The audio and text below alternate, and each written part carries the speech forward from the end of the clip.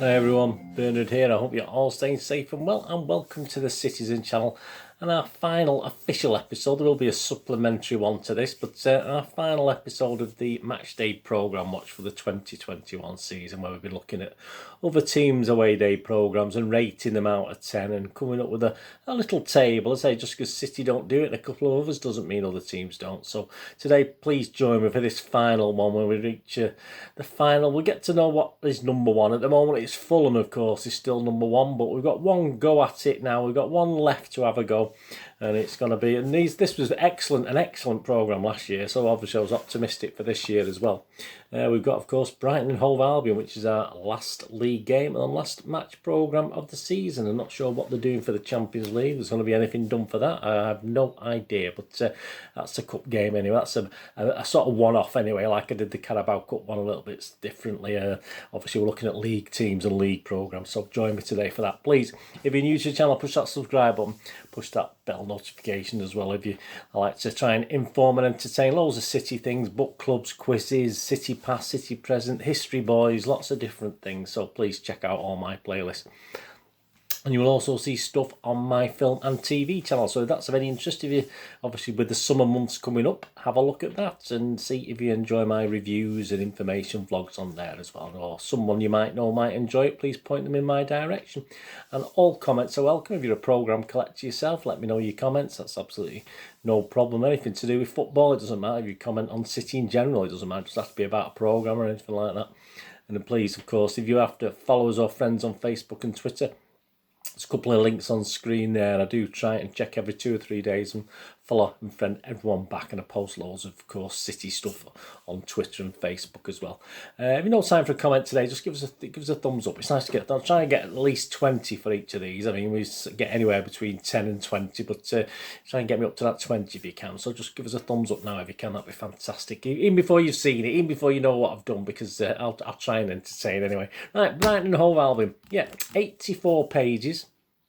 Plus a pull-out, actually. There's a pull-out, but you know me in my programmes, I don't want to wreck the programme, so there's actually a pull-out in the middle there, and it's a giant Adam Lallana poster, so there's extra pages really. It's not just 84 pages, but because I don't like pulling these things, unless it fell apart, and this is what I do, obviously I give these things a good sort of bending and messing about. If it actually falls out, fair enough, I'll take that, but at the moment, no, I don't want to take it out. So yes, there is a plus a pull out, so there's slightly more than 84 pages in the programme, and I think it was priced at £3.50. I can't actually see a price on the magazine itself. I'm sure it was £3.50 plus obviously I got it from the Brighton and Hove Albion shop. I did have to become a Brighton and Hove Albion supporter though to get it, so I've got a supporter number now for so come on Brighton, yay. So I'm now a Brighton and Hove Albion official supporter number according to the club shop anyway. I had to become a fan and get a number to get this thing, which is a bit unusual, but hey, there you go. It's one of those things. So there you go. Yep. So I think it was £3.50 plus postage. So it's one of the cheaper ones. Obviously, when you buy it, if you buy stuff through the internet, sometimes you pay a little bit of a premium because people are making money out of it. You can get them from the club shops and they're a bit cheaper. Yeah, I had a usual flick through. Yeah, and I quite like the look of it. As I said, last season's there, hidden in the corner. That was last season's, and actually I got that too late to be in the top in the charts last year.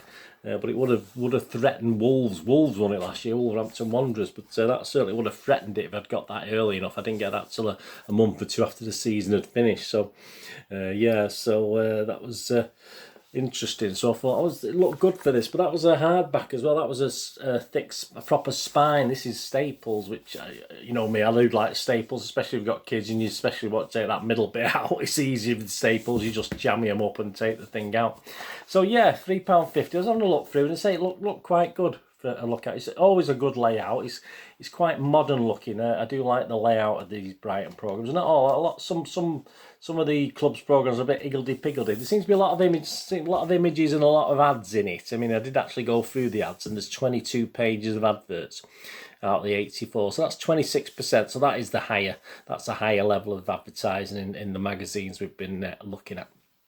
So let's have a quick flick through this. As I said, I'll give you SnickersUK.com or the Matchday programme presented by Snickers. So they got Snickers to help out with the... I mean, I don't think City did City used to have a sponsor for the programme? I know they probably one of the whinges about not producing a programme this year was because they don't make that much money anyway, and they didn't want to, obviously, it would cost them more to produce a programme which they weren't going to sell. But having said that, do they make much effort to sell it? They never seem to make much effort to sell it to subscribers. They just sell it at the ground, which I've never understood. I mean, there must be thousands of potential subscribers around the UK and also outside of the UK. I don't quite understand the logic of why we're not trying.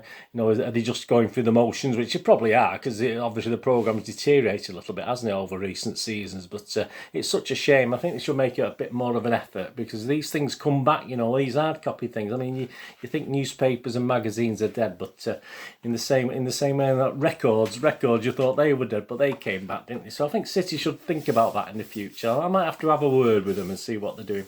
Right. Anyway, yeah, you got your introduction from Graham Potter. And then there's like three articles on from the men in suits. So obviously these are like the chairman and various financial guys, but you've got Tony Bloom with his own little section as well in this. Don't forget, this is an end of season one as well, so there's stuff looking back on the whole season this that you wouldn't normally get in a match programme.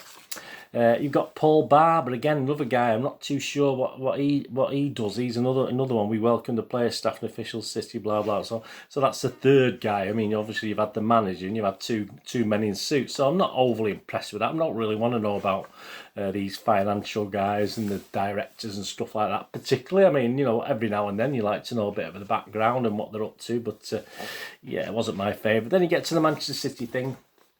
So obviously anything with Phil Foden on the front of it, it's got to be worth a read, hasn't it? Some little summary of the season, then you get your pen pictures, of course, with your City players, which is just normal, nothing fantastic. Then a little interview with Ilkay then about his purple patch that he sort of had, that sort of came to an end, didn't it? But then the first thing I really enjoyed, and it's City in print, and it's obviously to do when we played Brighton. But they're looking at old City programmes, home programmes, which I've got all these programmes that are featured on here and all these things. So that I thought that was excellent, and that's with the first tick for Brighton was the City imprint, as Ian Hine takes a look at the Man City programmes of the past against the Albion, which has caught his eye. So obviously over the different years, and if you're going to have the king of the kit packs, you're going to have Mr. Colin Bell on. Well, there you go. That's a double tick, isn't it? We'll give him a double tick for that. So I did like that. It's only a couple of pages, but I did like it. And yeah, as I said, with it being the end of the season, obviously they've done the season in pictures. Obviously not the whole season. Obviously it filled more than this thing, wouldn't it? But yeah, there's a few pages of action, lots of goal celebrations. I would have preferred some more action than goal celebrations, to be honest with you. I would have preferred some sort of showing of the goals and stuff, which they do. But obviously there's a lot of people jumping up in the air and fist pumping and various things, which is all right. But so you got 4 pages of that in pictures, which is fair enough. It's the end of the season. And then you get your captain. Is it Lewis Dunk? Yeah, the Albion skipper. It's a question and answer thing, which is all right. I quite like. I don't mind question and answer things. They don't seem as boring, as laborious as just a line after line of someone chatting, is it? When you have a question and answer thing, I quite like that aspect of it. It's more interesting to me, that sort of format, even though it's the same sort of thing, the way they do it. And then you get, again, Albion finance director David Jones will be retiring. Fair enough. I mean, that's it. But you've got another man in suit and a little question and answer on him, which is all right, because it looks as his favourite moments and stuff like that. But that's 4 men in suits have been featured so far. I'm not even halfway through the programme. So as I said, that's probably got undoing some of the good work they've been doing. And then you get your middle bit and this extra time thing with Adam Lallana poster. But I've looked, just as I say, I've not opened it up because you know me. But there's like little stats and things inside of City and Albion and stuff on City in opposition Manchester City. So you've got Gallagher, obviously Gallagher's on here, isn't he? So, so yeah, that looks quite good, that pull out, and there'll be stuff for like little quizzes inside as well on City and Albion. So that's really good, like a stat attack of obviously comparing Albion and City. So yeah, even though it's obviously not classed as the 84 pages, you've probably got about 16 pages there equivalent to. 8 pages of equivalent, so that's really good. So as I said, if I did pull it out and have a look, there's probably some really good stuff in it, to be honest with you. and carry on with the programme. Yeah, then you get the season that was 2020. This is more interesting to me because what they've done is sort of picked out crucial games and get like a description of what it meant and what was happening. So they've gone through the season like that. Newcastle 0, Albion 3, Palace 1, Albion 1, Villa 1, Albion 2, Albion 1, Southampton 2, Albion 1, Tottenham 0. So they've got not just picked the games they've won. They probably could have done. I don't know. They've drawn a lot, haven't they? Liverpool 0, Albion 1. They're going to feature that, aren't they? Albion 3, Newcastle 0, Chelsea 0, Albion 0, Albion 2, Leeds 0. So that was good. A little tick. Not all the games, obviously, but there's a game every month, so he picks a game out from each month. I like that. That's a good aspect of it. I do like that. Then you get the best group we've ever had, so you get the youngsters, of course, the academy teams, and under 23s, the ladies, of course, Brighton ladies, so they're involved. I've always liked the yellow and blue. I don't know, Everton have that as well, don't they? I quite like that. Obviously, you got an interview with one of the ladies players there. Top 6, yeah, they made the top 6 is very good. They're quite happy about that. Then they get one of their old players, which I do sort of remember actually, Adam El Abadi, remember him? Abadi. Yeah, so they're obviously that's like a good article. That's more an article rather than a question and answer. But you got 2 pages, 4 pages. So there, which it reverts to a question and answer. So most of the stuff's question and answer. I do quite like that aspect of it. And then another couple of pages as well. Well, there you go. So all about him, what he did, and various things. Obviously he's not there now. It's obviously looking back. So that's a bit of history. So there's not a lot of history stuff in this. You got Albion in the community, as you'd expect with the community team and stuff like that. Some great image there. Albion in the community. And then we get It's Been Beautiful to Watch. An Albion fan, Norman Cook, also known as Fat Boy Slim, gives us his take on the 2021 season. So Mr. Cook, as I say, like we have our little celebrities, you know. If I thought Fat Boy Slim, I thought, yeah, I'm thinking of the City fan that's similar sort of name, hasn't he? Yeah, I can't think of who it is now, but there you go. And obviously tables at the back with City at the top. Champion is fantastic, and then obviously thing at the back. So yeah, there is a lot of good stuff in it. Yeah, it's an end of season stuff. I don't think it's as impressive as that last one there. So is it good enough to oust Fulham? I mean, the standouts for me obviously had to be the programme feature, City programme feature in the City section. Apart from that, it was quite normal, average. The pull-out looks very good. I like the look of the pull-out, but I'll keep bending it, see if it falls out eventually. It's sticking in there at the moment, so I'm not gonna mess around too much with it. I don't want to ruin it totally, do I? Yeah, and some the seasoning pictures was okay, but I preferred the game reports as well, where they look at a game every month as well. So there you go. Brighton over Albion. So I'm going to tell you now, they do get into the top 5. So where do they get in the top 5? So I'm going to run down from 5 to 1 for you now for the 2021 match day programme watch. In fifth place, and a very worthy fifth place, a very excellent programme. We're going to have this one. West Ham United will sit 2021 in 5th place. That's fantastic. So there's a really lot of good historical stuff in this West Ham one. Fantastic. And again, if anything's history, it's probably going to get more marks from me, isn't it?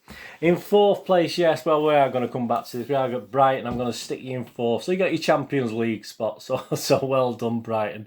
I will give it an 8 out of 10. And do actually put it slightly above West Ham, even though West Ham's excellent. I just like the... All right, I've sort of given in to the fact that there's not as much history in it, but obviously it's a more modern magazine and sort of good stuff for kids, especially that pull-out. I don't know what's in it, but it looks, from what I can see, it looks very, very good. So I will give that just from West Ham. But West Ham was a cracking programme. A lot of history stuff in there, and that. But as I said, I've put my sort of general head on. Not many, a lot of people like the history side. It's a bit dry for people. So that's number 4 anyway. At number 3, yeah, the actual one I did before the Brighton one, so that was up there. Very recently, the 14th of May, of course, was the Newcastle United one. Again, not massive, but again, a good modern feel with some nice little bits on City, wasn't there, in that? So that's coming out, that got 8.5 out of 10, so that was slightly better. That comes out at number 3. And of course, you probably know now if you've been watching these things, at number 2 was number 1 for a long time. Was from the 31st of October 2020. It went to number 1. Of course, it's the Sheffield United one, which again, not massive, but some great history stuff and great things in it. Fantastic little programme. At one stage, it looks wouldn't be beaten. That's on 8.5 out of 10, and it took us to the 13th of March 2021 before it was ousted. It was actually beaten into second spot, and again, not overly looking at it, just generally looked fantastic when you have a flick through, but when you get into the meat of it, it was a cracking programme. Of course, it's the Fulham. They've sadly been relegated, but they top our match day programme. So well done, the champions of the match day programme. Well, my Citizen Channel match day programme lists anyway. So Fulham at number 1, so absolutely brilliant. Well done, Fulham. Anyway, sad. You'll be back, I'm sure. Back bit like a West Brom, where they've probably come back up again, and because they've still got sort of parachute payments and all this sort of thing. And they're not a bad team. They just got to perhaps learn how to defend a little bit better, perhaps in coming seasons. But there you go. So 5th West Ham, 4th Brighton, 3rd Newcastle, 2nd Sheffield United, and 1st Fulham. And there will be a little supplementary. It won't be a long one, but a little supplementary vlog on the best design. The best. We did it last year with the City programmes, which was the best match day programme design for the season. So I'm just going to have a sort of top 10. I'm just going to look through 25 programmes I think I've got there from the away teams. And just comparing the covers, the front covers, I mean, some are quite bland, aren't they? Some, I can tell you, these probably 2 wouldn't get into the top 5 anyway. I don't know, because it's just... But obviously, where there's been a bit of initiative used, like, that's quite all right. I like the artwork on that. I like the drawing bit of it. The Sheffield United, again, I quite like the sort of colour, but obviously with the thing in the background, I do like that as a design, as a cover. So I will have obviously Fulham won't win it. Fulham won't be number 1, I can tell you that now. But there's a few programmes in the back. You think back to the Cheltenham one as well. I mean, obviously that's going to be in the top 10 with the Gallaghers on it and stuff like that. So so join me. There will be a little vlog on the I don't know what we'll call it. The match day cover award. I don't know, for the best cover of the season, and because I like a bit of art. You know me and my artwork. I do like artwork. I mean, look at these old ones. I mean, the old ones there. That's from 83. That's from 1979-80. Our very first time we played Brighton in the league at their place. Obviously last year. See, that was a lot better last year because it's a bit of artwork as well. So I quite like that from last year. But obviously this year's is a bit blander. So. So it'll be interesting to see anyway. So join me for that. I'd say just keep your eyes out for that. Push that notification button. Anyway, I hope you enjoyed this. This is our second one we've done now. We did one for the 1920 season, which I said, I think Wolverhampton Wanderers won that one. Obviously, they didn't... what did they come this year in this one? They were, down in 8th this year. So there's a thing on the table anyway. There's a thing on the screen there of the top ones anyway. And as I said, I've put some together. So like the Everton one, obviously we had the game that was abandoned, and then we had obviously the replay, and then we had obviously a FA Cup game as well, and they all sort of scored the same because they're pretty much same sort of content. So we managed to top 20, although we had probably picked up about 24-25 programmes in total. Anyway, thanks for watching, thanks for joining. I hope you enjoyed that. Let me know if you're a programme collector yourself, and do your own little thing. Have a quick flick through, see what it'd be nice to do. Perhaps for next season when we do 21-22, when we're all up and running back in the grounds. Fingers crossed, and we can start looking at the City ones again then, and I'm going to look at anything great in those programmes. That's another little vlog to get out there that might be of interest to you. Anyway, thanks for watching today. What are we going to do the rest of the day? Have a great one. Look after yourselves, look after your friends, look after your families. More importantly, let's all look after each other. Till we meet here again on the Citizen channel, or perhaps have a flick across. Have a look at my film and TV channel. Whatever it is, all I ever ask you to do is stay safe, Blues. Come on, City. Thanks for watching. Bye for now.